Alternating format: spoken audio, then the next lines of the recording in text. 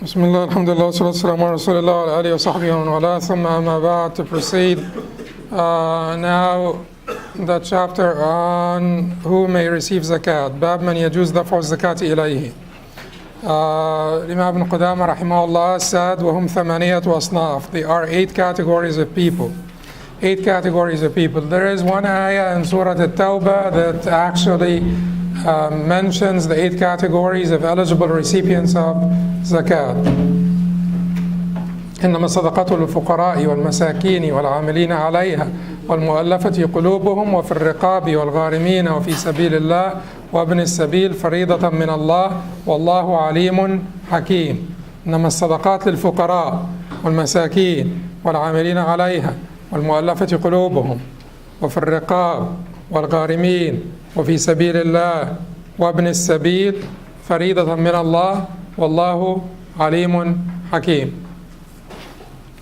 And this ayah says here, it mentions all the different types. What Imam ibn Qudamah will do here is basically shed some light on some of the regulations, technicalities that pertain to the 8 different types of eligible recipients of zakat. He starts by saying, Al-awwal al-fuqara. The first eligible category of recipients is al-fuqara, poor people. He says وهم الذين لا يجدون ما يقع موقعا من كفايتهم بكسب ولا غيره. They are those who cannot afford what they need, whether through earning or otherwise. They just can't afford what they need. They can't afford anything. They're just like really poor, lacking of means. That is al-fuqara. That's why Allah started by them. They disagree over the fuqara and masakin, who is poorer than who. The majority said al-fuqara are poorer than the masakin, because Allah subhanahu wa ta'ala, one of the proofs they mention is that the Prophet used to ask Allah to live as a miskin and so on, but at the same time he used to seek refuge in Allah from faqr. So miskin is someone who's barely making it, and sometimes he's short on, but the faqir is the one who just doesn't have anything. So the Prophet used to ask Allah to live as a miskin and to die as a miskin, to be resurrected as the masakin, and he used to seek refuge and Allah from poverty. They used that. They used also the ayah in Surah Al-Kahf in which Al-Khadr said to Musa alayhim as-salam وَأَمَّا السَّفِينَةُ فَكَانَتْ لِمَسَاكِينَ يَعْمَلُونَ فِي الْبَحْرِ فأردت أن أعيبها وكان وراءهم ملك يأخذ كل سفينة غصبا. As for the ship, it used to belong to masakin, who used to work on in sea. So I wanted to make a defect in it because there was a king behind them that was taking every ship. So I wanted to make it look defective to the king so that he does not seize it from them. So the fact that they owned the ship did not preclude them from being called the masakin. The fact that they owned the ship did not preclude them from being called masakin.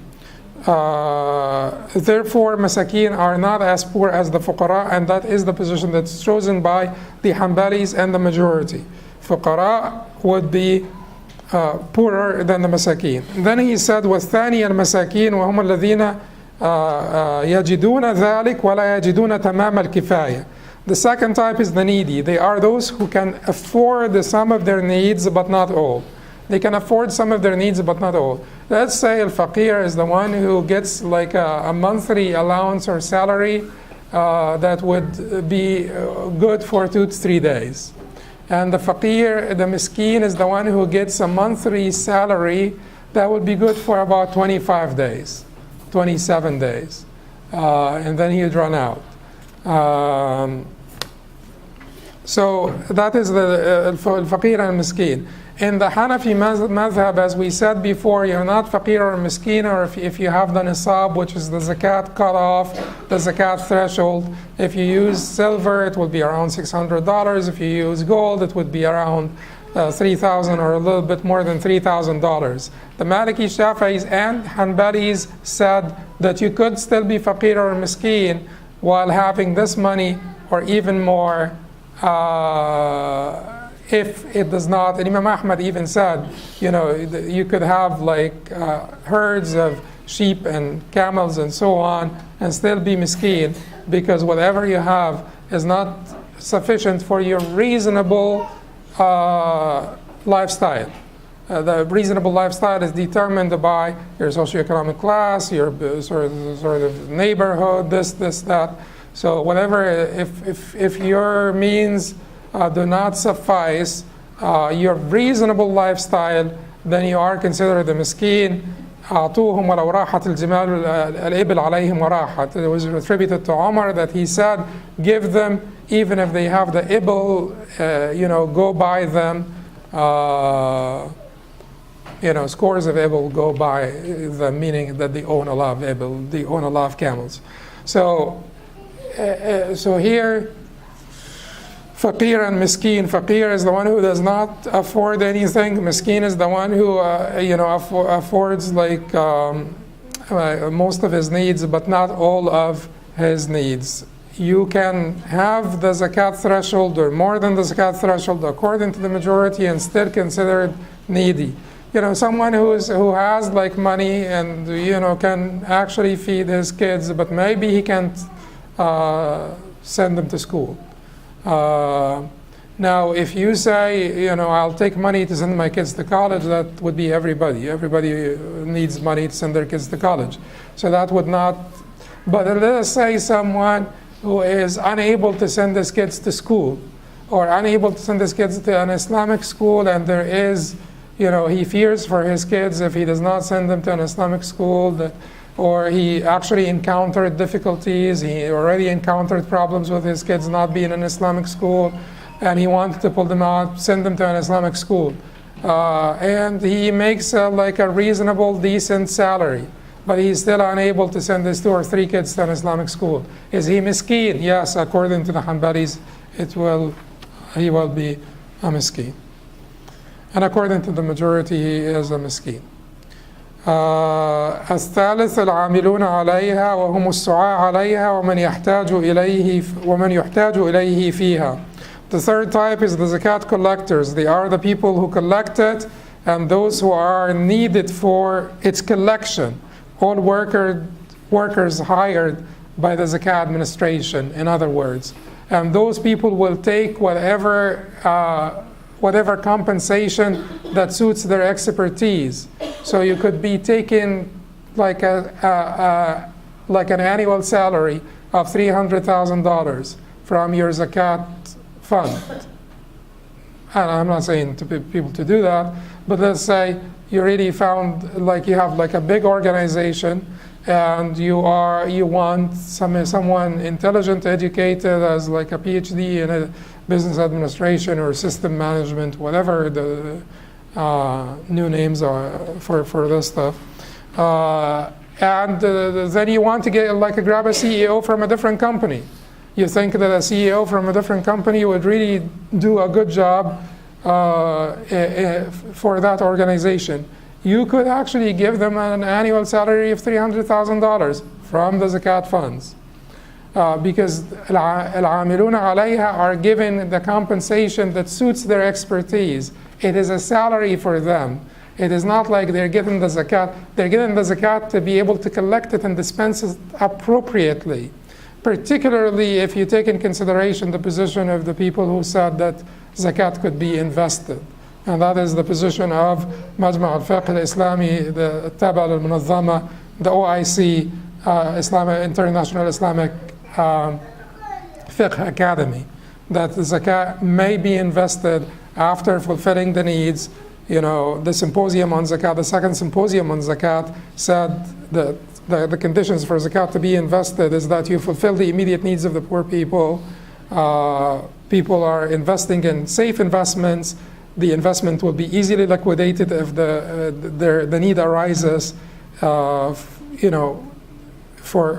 poor people needed the money, then the money could be quickly liquidated. And we said it's a safe investment, trustworthy people that are designated by the authorities to make that investment.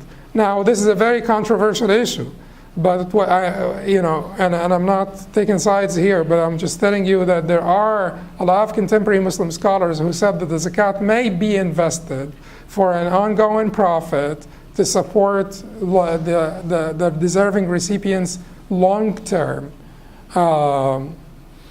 And in this case, this zakat administration that will be also in charge of investment, the people who will run it, they may be, you may need people that are extremely competent and qualified. And in this case, you will give them from the zakat money whatever suits, is commensurate with their expertise. It depends on their CV. It does not depend on their need. It's not like you're going to interview them, and in the interview you'll tell them, how many kids do you have? And does your wife work? And so on, and to figure out their needs. No, you will look at their CV and their degrees and their previous compensation from the previous company that they used to work at, and so on and so forth. It's clear. Okay. And so the people who run the zakat organizations nowadays, whether it's zakat this, zakat that, Islamic relief, they can take from this money. Certainly the overhead has to be reasonable so that people don't lose trust in those organizations. Has to be reasonable and transparent. Transparency and reason. These are the two qualities, the two criteria that they must satisfy so people don't lose trust in those organizations. But yes, those people who work in those organizations, who run those organizations, do deserve to take money based on their expertise from the zakat funds. Otherwise, we will not find people to administer the collection and distribution of the zakat competently if we don't do that.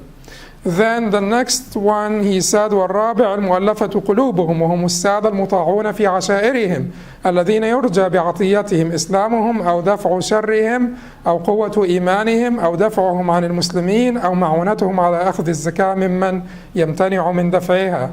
The fourth type consists of those whose hearts may be reconciled or to be reconciled.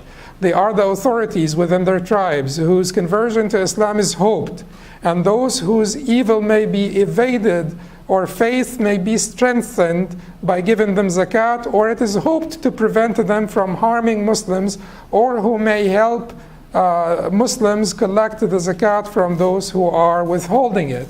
So those people whose hearts are to be reconciled. Only Malikis and Hanbalis said zakat could be given to non-Muslims whose hearts are to be reconciled. All of them, Malikis, Hanbalis, Hanafis and Shafi'is, they say those whose hearts are to be reconciled applies to Muslims who live at the borders.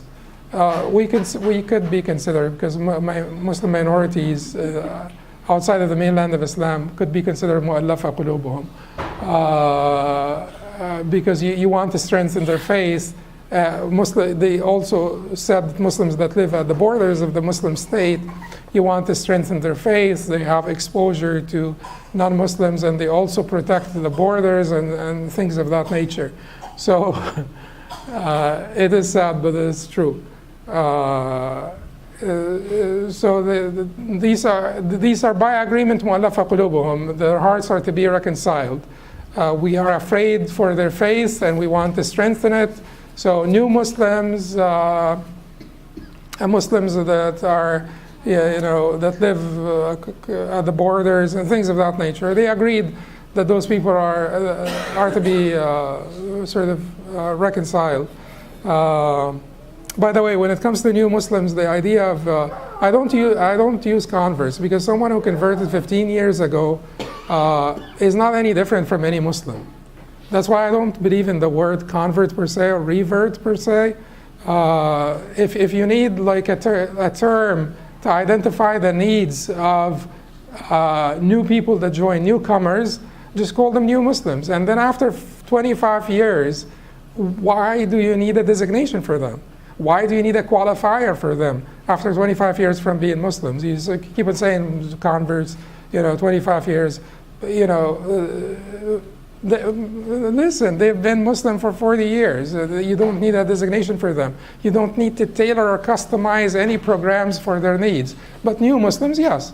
And that is basically the way of the Prophet and the companions. Did they have any word for convert? No. What did they use to call people? Aslam. Basically became Muslim. accepted Islam. They never said converted. They said aslama, became Muslim. And then when when there was a need to describe a particular phase of their Islam, they said حدثاء عهد بكفر. They just moved, حدثاء عهد بكفر. It means, bottom line, it means new Muslims. They're new in Islam. حدثاء عهد بكفر. They were recently non-Muslims. So that's it. But at any rate, so in general, people that need to be, their faith need to be strengthened are people that should be given from the zakat. Does this apply to non-Muslims? The Hanbalis and Malikis said yes, it applies to non-Muslims, and it will never be abrogated. And the Prophet ﷺ said to give money to non-Muslims to reconcile their hearts, and it will never be abrogated. Imam al-Shafi'i said he never did, and they argued about whether he did give them from the zakat money. Imam Abu Hanifa said no, he did, but Umar then suspended that ruling. But Umar suspended that ruling. Why? Because Umar did not feel a need to reconcile anyone's heart. He was able to he did not need to reconcile people's hearts. He was like, huh? No, he was too powerful to need to reconcile anybody's heart. So he did not need to reconcile people's heart through money or charity or gifts of reconciliation. Certainly Umar, by the way, was extremely merciful, kind, and gentle, and affectionate, extremely, but he would do it this way, affectionately, compassionately, and if you don't behave, he would also be able to, do it the other way, to make you behave. So the Hanafi said since Umar suspended it, it continues to be suspended. And the Malikis and Hanbali said this is ongoing. Whenever we have circumstances that would require this, then it is a valid concept to give. And the Hanbalis are the most detailed, in fact, when it comes to the different types of non-Muslims who will be deserving of zakat. So in the Hanbali, according to Hanbali principles, can you give the zakat to political campaigns? Absolutely, because these are the people that you want that would be most capable of benefiting the community or protecting the community from harm. So zakat money could be. But having said that, the people who will do this, because mu'allafa qulubuhum, you cannot write a check to a political campaign from your zakat money.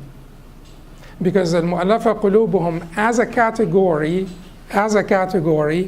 were not given money by individual Muslims, individual zakat givers, contributors.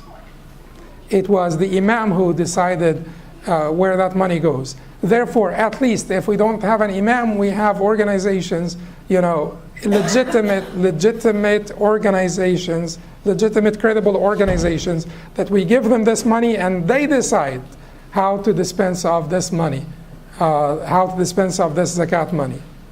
But it is not for individual Muslims to make the decision. And this is by agreement of the four mazahib. Mu'allafa qulubuhum, to give to al-mu'allafa qulubuhum is not the prerogative of individuals. It is the prerogative of the community. Now the community does not have such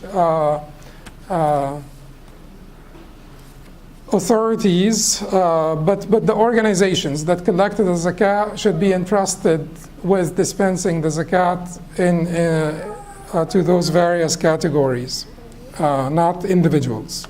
But if you want to contribute to political campaigns, that's fine. If you want as an individual to contribute to political campaigns from your charity, like your sadaqah or like a gift, that is absolutely fine. But when it comes to the zakat, it is better that you give the zakat to the people that are clearly deserving recipients, eligible deserving recipients, that could receive money directly from individuals, such as al-fuqara, al-masakin, those who are in debt, ibn al-sabil, the wayfarer, and so on. But not those whose hearts are to be reconciled.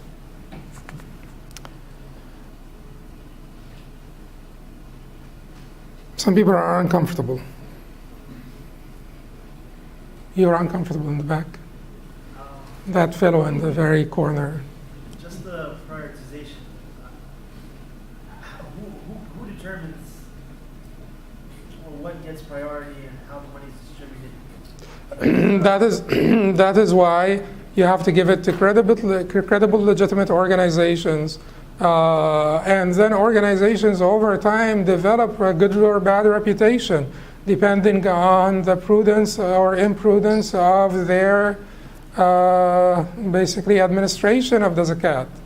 As at the end of the day, you also have to be pragmatic.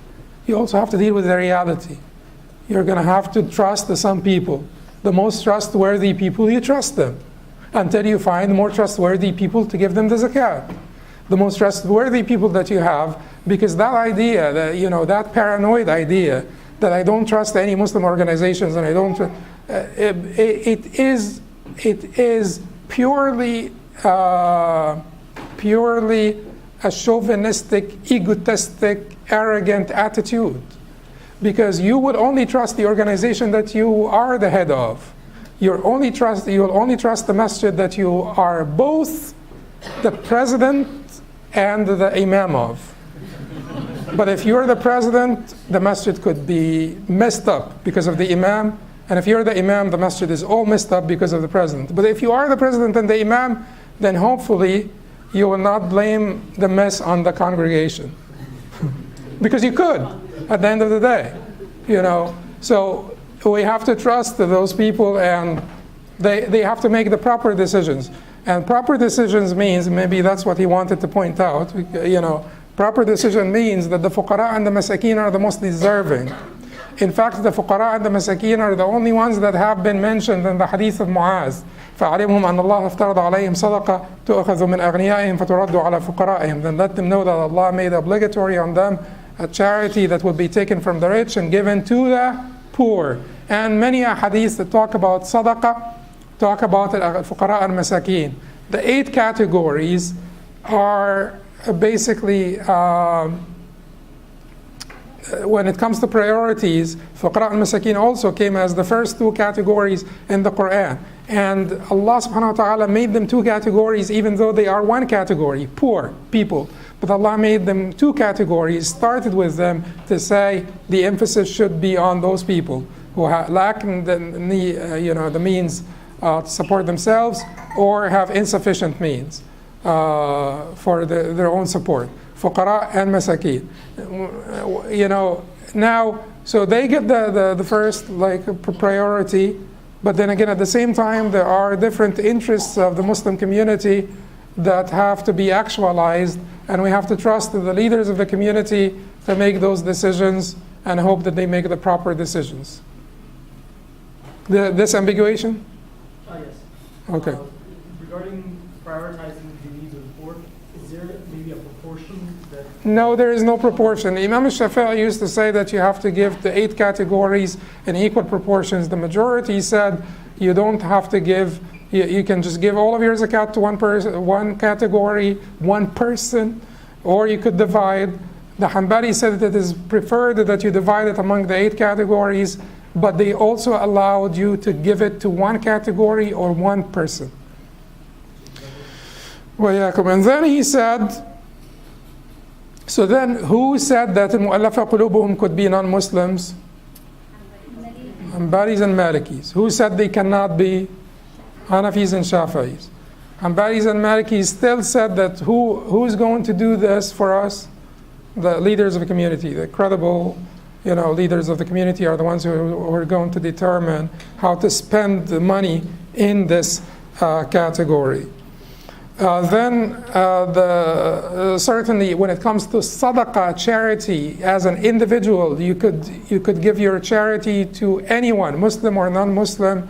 Every living creature is deserving of your kindness. Certainly humanity is most deserving of your kindness. people are most deserving of your kindness, whether they are Muslim or non-Muslim, you could certainly go ahead and give. But when it comes to the obligatory zakah, because that is part of a system that is meant to basically work within the ummah, a system that is meant to work for the ummah within the ummah, if those people will have this obligation on them when they are rich, then they have this right when they are poor, because rights and obligations. If this is a wajib on them when they are rich, it is their right when they are poor within the ummah. So this is basically the fact that we are not giving zakat to non-Muslims unless they are of the category of those whose hearts are to be reconciled does not mean lack of kindness. Absolutely not, because you're encouraged to give them from your sadaqah, from your charity. But when it comes to this obligatory system of charity, you're giving it to the people who will be obliged to pay it when they're rich. You're giving it to them when they're poor because they are obliged to pay it when they're rich.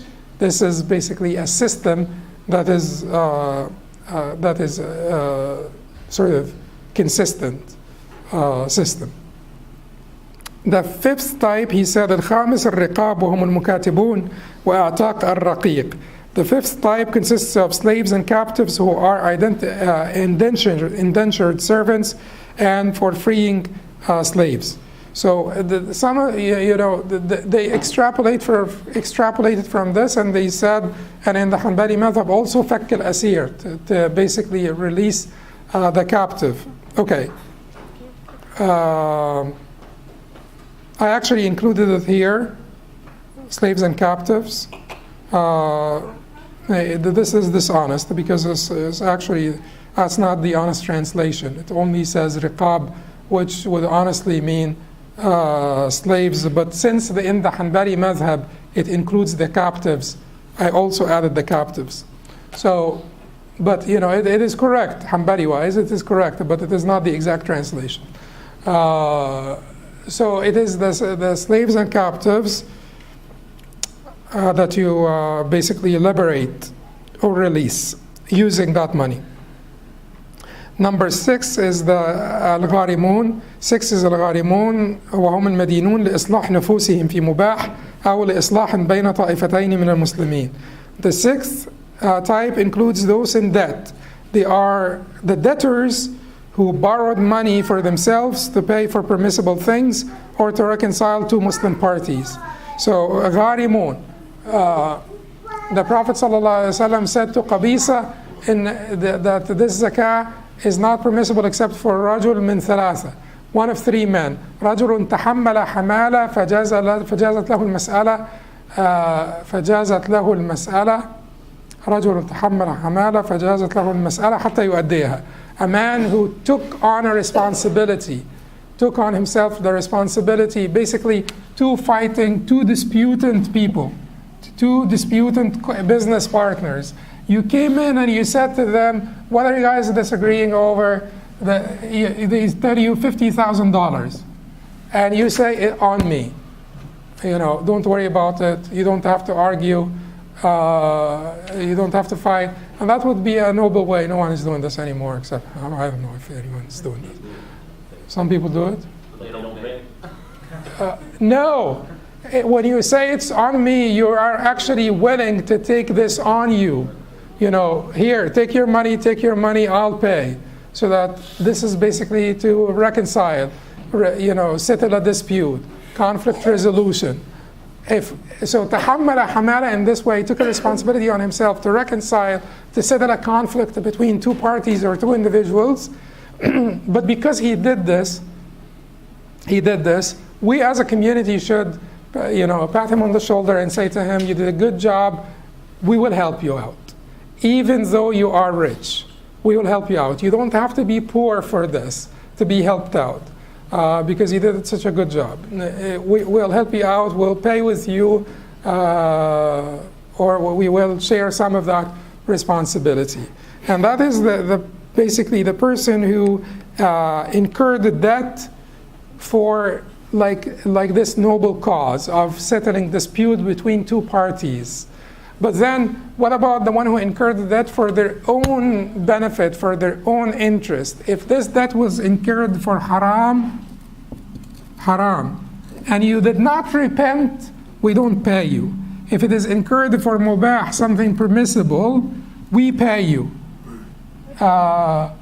Even if that debt was incurred for something that is not a necessity, not essential. So you incurred that debt, for something that is not essential, that is not a necessity, but now it is overwhelming you, you're unable to pay it off, and then we pay you so that we relieve you from the distress of debt. We relieve you from the distress of debt. Now, if you incur the debt for something that is haram, really haram, but now you are indebted and you already repented, should we pay you? The Hanbali say yes, pay him. Even though that was originally incurred to pay for this haram thing, but the guy repented or the lady repented.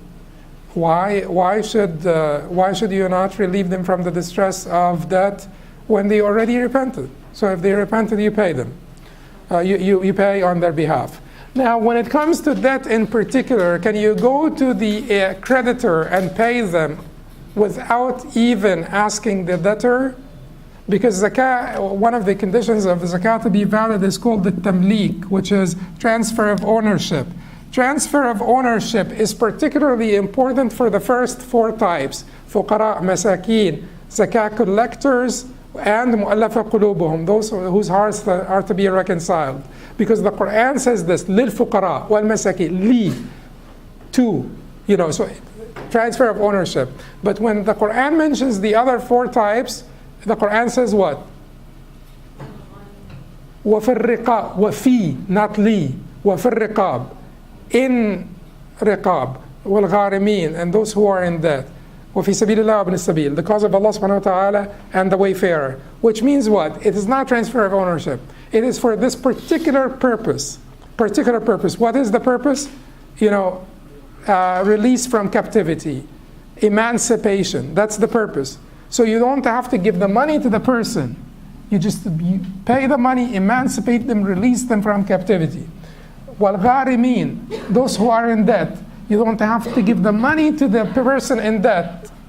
You could give the money to the person in debt to pay their debt, but you could also, bypass the person in debt, particularly if you don't trust the person in debt. Some people get themselves in debt all the time, and then you give them the money, and then they spend it on whatever, they don't pay off their debt, and they continue to be indebted.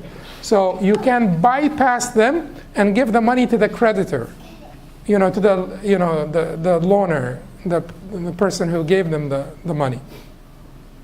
So that is particularly here. Also, Ibn Sabil, it is for the purpose. You could buy a ticket for them to go back home.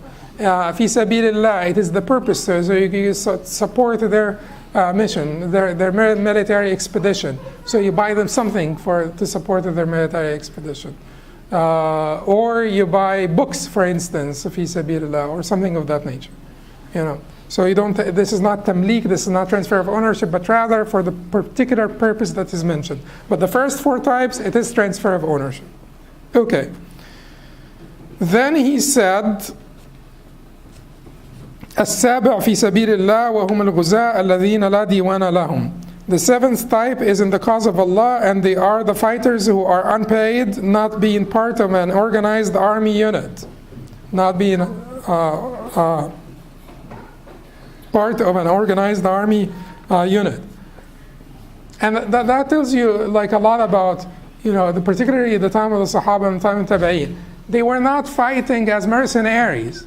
They were spending their own money to go out and fight for the cause of Allah subhanahu wa ta'ala. Abu Ayyub al-Ansari, after age 80, died at the borders of Constantinople, not to make money. He was not trying to make money. They were actually spending their own money. They were not part of an organized elite unit in an army who are paid or even compensated for fighting. They were supporting their own missions. So this was basically a completely altruistic undertaking on their part. Completely altruistic undertaking on their part. So those people who were fighting for the cause of justice, the cause of Allah subhanahu wa ta'ala, which is the cause of justice, as we clarified many times before, that it is basically not in any way an offensive fight. Those people deserve to be supported, and we give them money to support them as long as... Now, this is not given to people who work for armies, who are salaried, who get paid. This is for the people during those times who used to volunteer and spend of their own money. Now, can this particular category be expanded to other forms of jihad? وَجَاهِدْهُمْ بِهِ جِهَادًا كَبِيرًا, and resist them or struggle against them. With it, the Quran, a great struggle, so intellectual struggle. جَاهِدُ الْمُشْرِكِينَ بِأَنفُسِكُمْ وَأَلْسِنَتِكُمْ وَأَمْوَالِكُمْ, whichever order the Prophet ﷺ said this in, with your souls, your lives, your money, and your tongues, your speech. Yes, according to the majority of contemporary Muslim scholars, that this is applicable, and this is the jihad of today. This is post, nowadays, if you look at the map of the world, like 200, 300 years ago, expansion and contraction of different empires all the time, demographics changes, people are taking over people, nations are taking over nations, and so on and so forth, and you need it to be in good shape to protect yourself. But nowadays, since the borders are settled, and people are not doing this anymore, but there is certainly an intellectual struggle. And most of the struggle is an intellectual struggle nowadays. So should the resources of this category be rechanneled towards that intellectual struggle, teaching and educating Muslims about their deen, and also teaching others about the deen, and giving da'wah and so on, and educating other people about the deen. The majority of Muslim scholars said yes, that it can be expanded, and many fatwa organizations, and also the organization, what is it called, Islamic Fiqh Council of the Muslim World League, they have declarations about the permissibility of this. So this has become settled now. But you certainly need to be prudent also, and you need to be wise, because a lot of people, were making prudent and wise in the sense that you will not basically compromise, sabotage the purpose of zakah, which is to support the fuqara and masakeen. Because if we start to spend on everything that we like, without keeping in mind that the most deserving are the fuqara and masakeen, then someone will come to me and say, I started a basketball group for the brothers here at the masjid, and usually it's the brothers because underserved. So I started like a basketball group for the brothers at the masjid. Can I take from the zakat money to support this initiative? You know that those kids will actually not come to your lectures ever. But if we invited them to a basketball tournament, they will come up, they'll associate with Muslims, they'll get to be, familiarize themselves with Islam, and so on and so forth. Guess what? I will tell him, okay, go ahead, it's fine. Because it's a means of da'wah. That is a way of da'wah, for sure, nowadays. That sounds very frivolous to some people, but in reality, that is the interpretation of this expansion of this category. That is part of the interpretation of the expansion of this category. Whatever da'wah effort, if the actual purpose is to make those, whether you bring those kids and sit them down and preach to them or not, just the fact that they will associate with other Muslims, there is a gain here to be sort of attained, or there is something good that will come out of this, positive outcome, positive da'wah outcome that will come out of this. To have like a sort of a swimming day for the sisters, for instance, rent a place and or have a swimming pool for them and convert to this place into a swimming pool and give most of the days to the sisters. That is an effort, yeah. So just 5 more minutes and then we will defer the rest to next time, inshallah. But then again, at the same time, having said all of that, the people who will make those determinations have to be wise, like we said in the morning, the hikmah, have to be wise to put everything where it belongs. And in this sense, they will have to prioritize and they'll have to proportion things. You know, I have those this needs. I have homeless Muslims, and I have, you know, a basketball tournament. And if I have to divide the money, I have to divide the money equitably, fairly between the homeless brothers and sisters and, you know, the basketball tournament. Okay, so next is, and which is last actually, is the eighth type, and then we will come back next time and have a little bit more discussion about the details of all of this. But the eighth category is Ibn al-Sabil. He said الثامن ابن السبيل وهو المسافر المنقطع به وإن كان ذا يسار في بلده.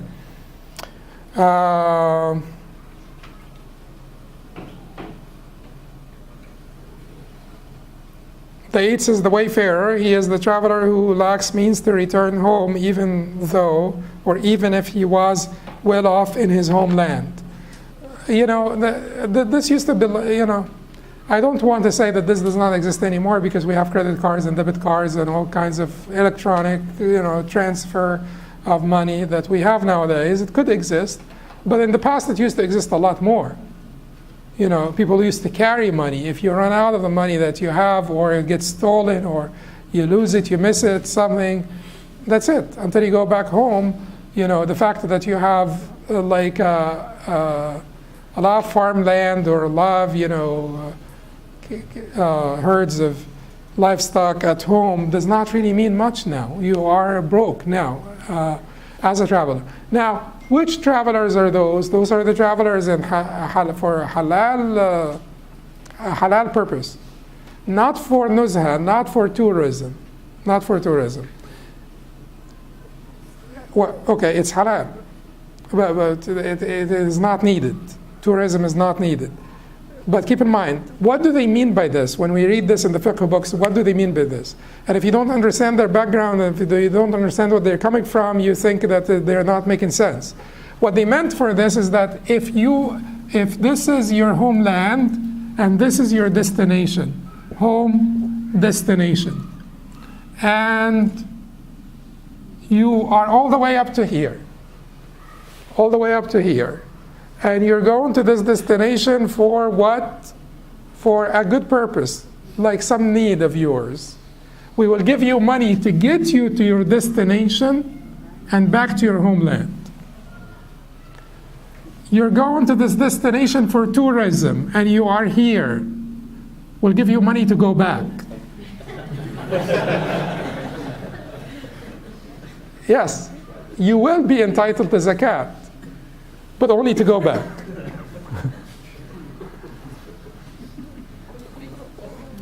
Yeah, because you know, this is zakat money. You want to go to like Rome for like a vacation? Okay, you know, we'll give you money to go back home, and then just like rebook your Rome visit.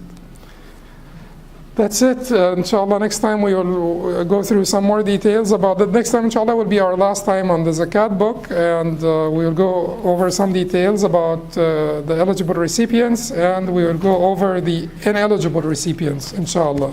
قولوا قولي هذا استغفر الله لي ولكم سبحانك اللهم وبحمدك اشهد ان لا اله الا انت استغفرك واتوب اليك.